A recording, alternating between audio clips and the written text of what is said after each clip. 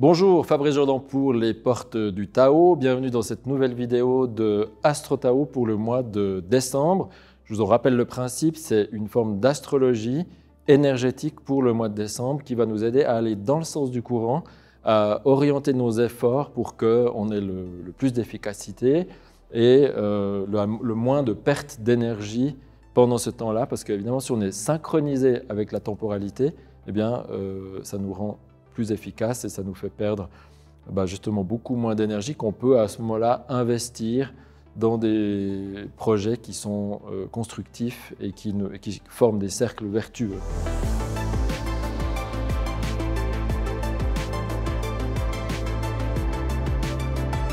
Alors, cette temporalité, elle ira du 7 décembre au 4 janvier. Ça va couvrir notre nouvel an à nous, en fait.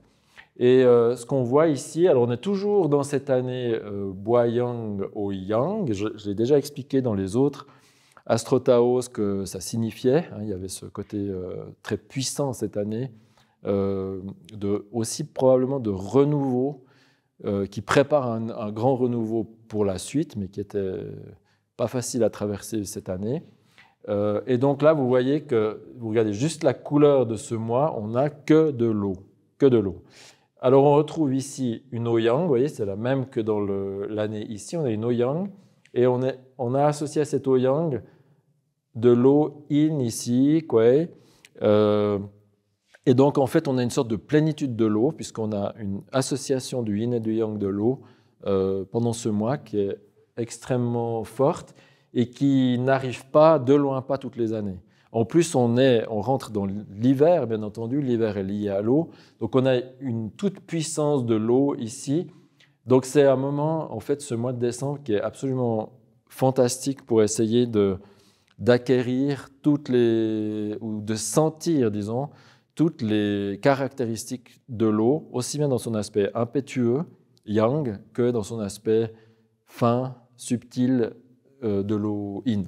Alors, qu'est-ce que ça peut signifier concrètement?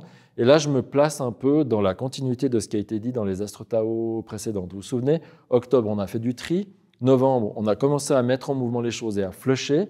Et maintenant, on retrouve de l'eau. Donc, on se dit, mais alors, qu'est-ce qu'on doit faire? Est-ce qu'il faut encore flusher plus? C'est une invitation de la temporalité à aller encore beaucoup plus profond que ce qu'on a fait jusqu'à présent. Et pourquoi je vous dis ça? Parce que regardez l'hexagramme du mois, ici de décembre. On a de l'eau ici, et là on a 2 fois du bois, et on n'a pas n'importe quel bois. C'est 2 fois John, c'est-à-dire c'est le tonnerre, 2 fois.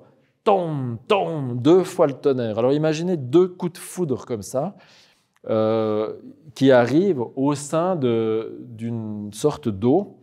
Alors moi, vous savez ce que ça m'évoque, comme ça, de manière très intuitive, ça m'évoque le tout début de la vie sur Terre.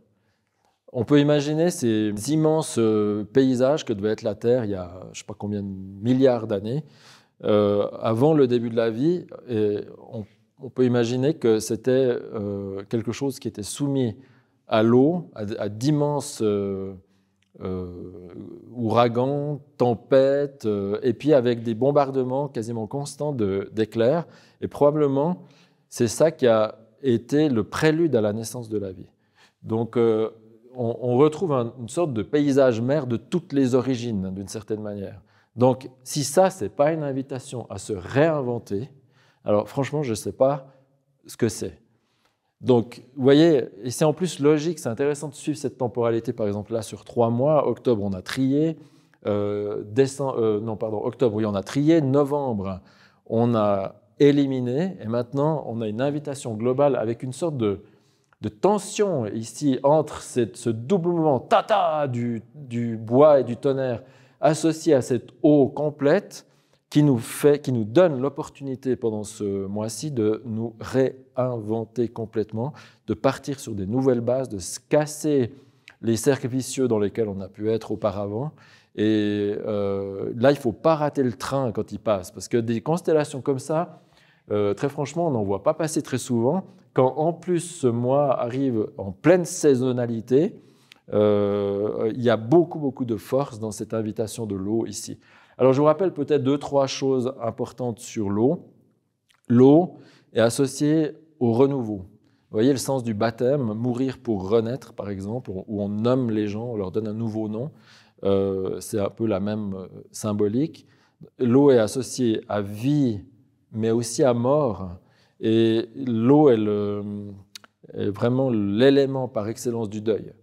Donc tous les deuils qu'on n'a pas terminés, qu'on n'a pas osé terminer. Je vous rappelle qu'un deuil doit être actif en fait. Il ne faut pas trop compter que sur le temps. Bien sûr, on a besoin de temps. Mais on doit décider aussi un jour qu'on fait un deuil.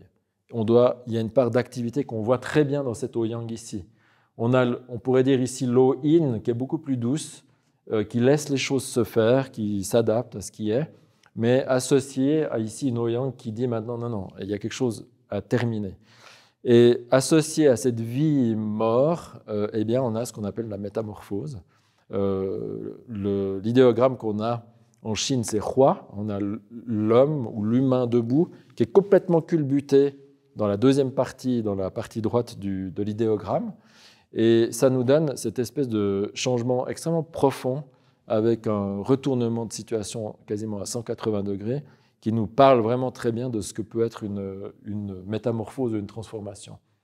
Voilà, donc c'est un mois où vous pouvez méditer, où vous pouvez oser vous faire confiance. Vous voyez, l'eau, dans sa profondeur, c'est aussi la confiance.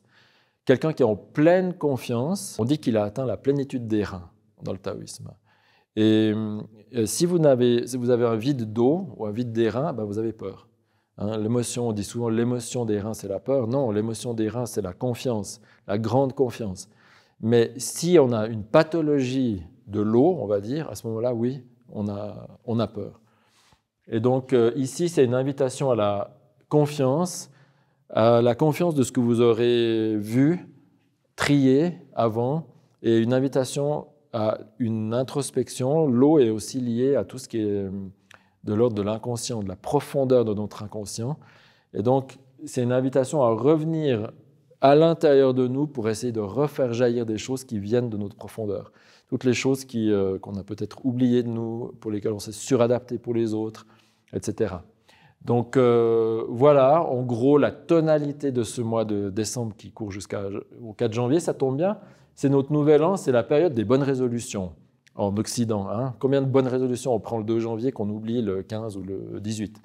Mais disons, en tout cas, là, on va être aidé par la temporalité et essayer de vous dire que ce que vous voudrez à ce moment-là, ce que vous mettrez en vous à ce moment-là, a une chance de rentrer très, très profondément. Comme une graine, c'est comme si à un moment donné, là, il y a tout qui est prêt à accueillir cette graine. Donc, l'intention qui viendra ici va pouvoir vraiment descendre en profondeur.